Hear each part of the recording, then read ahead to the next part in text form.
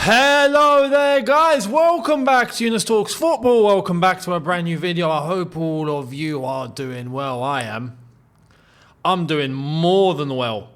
Well, considering what it's worth. I know people that are not doing so well, and that's especially if you support Manchester City. You lot are dead and buried, just like your neighbours over there, Man United. I mean, this is incredible. Actually, you know what? On a level, this could be worse. Because at least United have had trouble for like a few years now. This is just out of nowhere for Man City. And it's bad. It's real bad. You know, this isn't just like a little bit bad. This is really, really bad. And this is where I want to focus on, because one win in 12 is absolutely criminal. But what happens now? What happens here? First and foremost, just to let you know, two things, right? This is a double upload day. Everton versus Chelsea preview will be coming out later tonight, so make sure you guys are here for that. And we will also see what goes down at the Crystal Palace Arsenal game. If you guys are seriously like, you might get a triple upload. But we'll see. Anyway, video later on without question. And I also have to, without a doubt, give huge credit to Aston Villa. And some of their players today were just absolutely unplayable. I mean, Tielemans. Wow. Absolute monster in that midfield, right? Rodgers. He played like an absolute world beater today, you know? Had control of every single moment he was on that ball. Literally cut through Manchester City like a hot knife through butter. Easy. Rodgers not on fire today. Today he was on nuclear energy. We've gone past fire at this point. You know, we're having to call up, you know, Putin and his man them. Like, what is it that you lot have got at your disposal? Because Rodgers had some of that today. Unbelievable. And also, and this is where I've actually got to give credit to the Chelsea scouts, right? Because, and you know what's crazy? I know there was a lot of different opinion on this one player. Truth is, as to why this deal didn't happen was because of Gallagher, right? And not finding a deal for him at the time. That was the reason why John Duran didn't happen, right? It wasn't because of the fans, but there was a lot of divide, and myself included. I looked at that. I looked at John Duran initially and I was like, come on, what are we doing? This guy's unplayable as well. He looks like the perfect, well-rounded striker in every single compartment, every single department, every single area. He looks like he is majestic. It's just outrageous. And you saw the goals of John Duran and Rodgers at the very end. Foden getting that consolation, if it was even that, and that was just because of a mistake. The fact that, who is it that tripped on the ball? Literally slid off the ball and fell on his face. And it landed to Foden on a plate to get one back. But Aston Villa today was just sensational. Pure control. Sensational, but we also have to be fair here and be honest. Manchester City was so bad. So bad, man. It gave Villa confidence. Villa, after a few actions, were like, yo, lads, we got this. We can pierce through them. Very easy to just pass in between the lines. One pass that splits everything down the middle. I mean, just City was so open. Man, I'm so tempted to use an analogy right now, but I don't want to do it because kids might be watching.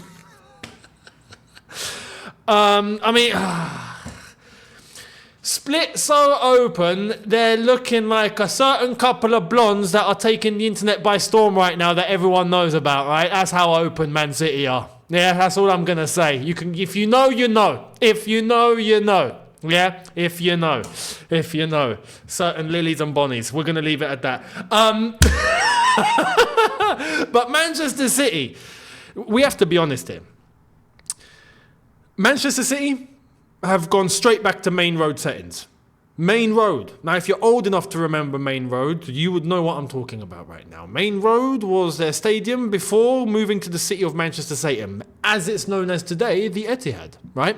And that was when they were seriously rubbish. Not even like, they were, maybe 6th or 7th. No, they were pants. They were relegation fodder at that time, right? No disrespect, Manchester City. I'm being honest here. That Middlesbrough 8-1 win, for example. 8-1 loss for Man City. Those days. Main Road, man, Main Road. City look like they've gone straight back to that. Just to prove that, this form that they're in right now is the worst form that they've been in the last 18 years. That tells you. When was the last time they was at Main Road? Yeah, back then. Basically. For 18 years was 4 years before they left, if I'm not mistaken. Because they've been at the City of Manchester Stadium since 2008? So, around there. Anyway. My maths might be off. But around that era. We have to be real here. There's a couple of things I want to talk about. Firstly, is why are Manchester City so poor? And secondly, what happens to Pep Guardiola now? Because we need to have this conversation, right? But I'm going to try and be as fair and as honest as I can. Manchester City, in terms of their players right now, look absolutely lost. And not just lost. They're not focused. They're not focused whatsoever. Whatsoever. What do I mean by that? Man City normally have a team that has the caliber of everyone being able to be concentrating for 99 minutes. Right? Not 90 minutes, 99. Any amount of stoppage time, no problem. We see it to the end. Everyone is absolutely tuned in. To the point where they become unplayable. Manchester City still have those same players. So to try and paint them out like they're rubbish, I can't accept. This is not true. It's not true. These are top players, right? But what's happening here is if you're looking, Aston Villa today looked clued on. Yeah? Absolutely clued on. Whereas Man City have players that are switched on in moments, and then they switch off. And it never calibrates itself. It's never in harmony. You have, for example, Ortega, switched on, he's got the ball. He passes to Kyle Walker. Kyle Walker's like daydreaming. And then he realizes the ball's coming to, what do I do? Crap, here out for a throw. That's the sort of thing going on. Kovacic receives, for example. Looks left, right. Foden's not available. Tries to send it to Haaland. Haaland's just... the ball. Crap. I've lost the ball. It seems to be that across the board. Everyone looks tuned out. Absolutely tuned out, but then they dip back in just for little moments and then they're tuned out again. It's insane. You can see like in the moment, Guardiola was a prime example. Guardiola, I remember, right? In a couple of moments, he's bursting. He looks like he's trying to make something happen. And then another moment, on the edge of the box, I'm like, what are you doing, brother? Wake up. They look out of it. So now we've got to ask why. Because Man City, let me tell you this now, right? And all Chelsea fans will agree here. All Chelsea fans will agree. Because we were the ones that went through it, right? You are now going through what we went through in 15-16. Except you lot are doing it on a much more major level. Because of the history that City have had over the last few years. City have won the Premier League 4 times in a row, right? And now they've just collapsed. We won the league once in the 14-15 season after a gradual improvement, and then we collapsed, right? We had our greatest ever manager at that time, Jose Mourinho. City right now have their greatest manager of their history, right? Pep Guardiola. Back then, that was Mourinho's first time that he'd ever gone through some sort of turbulence like that. He didn't know what to do. This is the first time Pep Guardiola has gone through this sort of turbulence in his career. Does not know what to do, right? But we have to be logical here. Why do players drop off just like that, out of nowhere? Why? It's because they're unsettled. And why are they unsettled? It's not because of I'm seeing some things going. Oh, they're worn out tactically. No. Have a day off. I don't believe that. I think there could be an element of, yes, maybe Man City in terms of its football, have they been figured out in terms of how they play? But you don't lose 1 in 12. If you've been figured out, you might lose at Man City's level. Okay. At best, let's say you lose half your games. You lose 6 in 12. At best. Or on the flip side, you don't quite get a 50% win rate. You're right now at a 40 or 45% win rate. Man City, 1 win in 12. That is cataclysmic. That is not just falling off a cliff. That is diving into the core of the earth. That's not because, we've been found out tactically. Like that, no. Players, something's happened, they're unsettled, and maybe there's a tactical issue added on top as a cherry on the cake, right? I firmly believe that the 115 or /130, whatever it is now, charges that have gone against Manchester City, I believe that is going to reach a serious boiling point, and I think people at the club already know. I think it has to be. I think there are people, players, Pep, whoever, that know what direction this is going in, and I think that there's panic stations going off left, right and centre at Manchester City. That's the only thing that I can justify for a collapse of this magnitude. It doesn't make sense. It does not make sense. For City like this to just collapse in this manner is baffling. And it's not even a case of, they fought a really hard game, they just about lost it. At times, Villa were walking past Man City, and it's not the first time. We saw the same issues in previous games as well. Now, what does Sheikh Mansour do? What does he do? Because it's the first time he's been tested of this magnitude. Let me tell you this now. If this was Roman Abramovich, no matter who Pep Guardiola is, 4 league titles in a row, oh great, thank you very much. But listen, 1 win in 12, I'm sorry, you're sacked. You're gone. And you know what? I guarantee if it was Roman, right, who, just to add proof to this, yeah, sacked Jose Mourinho twice.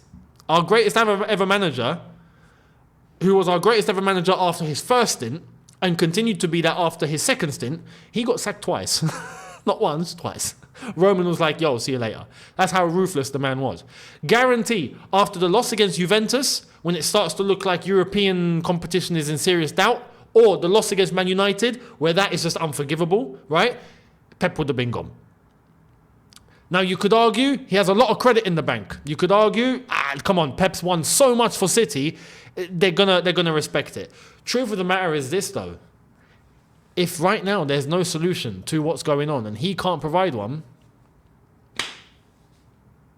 do you stick with it until it dies completely? Until Man City have nothing left? Or do you think he can turn it around? Some people would say, yeah, he deserves a chance to turn it around. What's crazy is now football's moved on. And I know that some people that say that will more than likely be scared of change. And will be like, no, but if we get rid of Pep, who are we getting in? There's no one available. I used to believe that. I used to believe that until this season. We saw Maresca coming out of nowhere, and look at him. It's ridiculous. And not just him. We're seeing managers that are not massive managers that are making impact at a very good level, which is something that wasn't very common back in the day. You had to go after top managers if you wanted to play at the top level. If you wanted to compete for trophies, if you wanted to be up there, you had to go after the best. We are entering an era now where that's no longer the case, and that's no longer the first choice that clubs want to make because they want to be cost efficient with their decisions, including who they hire as their head coach. Not even manager anymore, head coach. That's the way it's gone. Pep is the last one, I think, remaining that actually has full control at his football club. He has full control. We've all drifted away from that model. It's gone. Arne Slot at Liverpool does not have full control. Maresca at Chelsea does not have full control. Arteta doesn't have full control, but it's a little bit touch and go with how it started compared to how it is now 5 years in. But even then, you see like what's going on over there. the game is changing. And I think Man City are going to be no different, where eventually they're going to have to look at who is going to be best suited to come in and manage the club, or manage the team, should I say. Like I said, managers don't exist anymore, head coaches do. It wouldn't surprise me to then look at an up-and-coming manager or someone that fits the bill in terms of the intricate details, you know? It's no longer just going after the biggest name. That era is disappearing in front of our eyes. So, can a change be made? Yeah, I think it can. Who? That's going to be up to City. But let me tell you, it's no surprise that not just Chelsea, Manchester United as well, were linked with managers like McKenna. Do you know what I mean? It's baffling. It doesn't make sense on a level, but then when you think about it, that's the direction football's going in now. It's about coming to find the man that's going to fit the profile of players that are in the squad and the academy players that are going to come through and to do things on a cost-efficient level because it's FFP, because we can't spend so much, because all of this. Pep Guardiola is coming out before this game going, we ain't got players. Are you serious, mate? Are you absolutely... Don't take me for an idiot. You know what I mean? It doesn't make sense. But on a level, he's kind of correct. He's kind of correct based on the model that he's used to and how he's been operating this team. That's why the solution for him is to just go straight into the transfer market, whereas other teams are just not going to do that anymore. So, can the change be made? Yes, but it's going to have to require deep footballing work at Manchester City to see who the ideal replacement is going to be. But let me just tell you this, 1 win in 12 is unforgivable. At this point it is. But like I said, and I have to be fair to Pep, and I have to be fair to all this, the change has to happen at some sort of a level. But I think there's a massive cloud. Unlike any other club, I think it's the charges. I think it's the 115, which is now 130. I think there's something huge coming in that regard that is going to destroy Manchester City. And I think people at the club already know. That's my honest opinion and my prediction. That's how I think. That's what I think is disturbing everything. Because this is just crazy. So let me know your thoughts. Much appreciated. I will catch all of you later on tonight for the Everton versus Chelsea preview. On top of that, we'll see how Crystal Palace Arsenal do. Come on, the Palace, please. 3 points. Thank you very much. And yeah, Manchester City right now, if they're not careful after this weekend, they might end up 9th. Just to let you know, 9th. So see you later on. Subscribe if you're new. Hit the socials, all in the description. Catch you later in a bit. Look after yourselves and peace.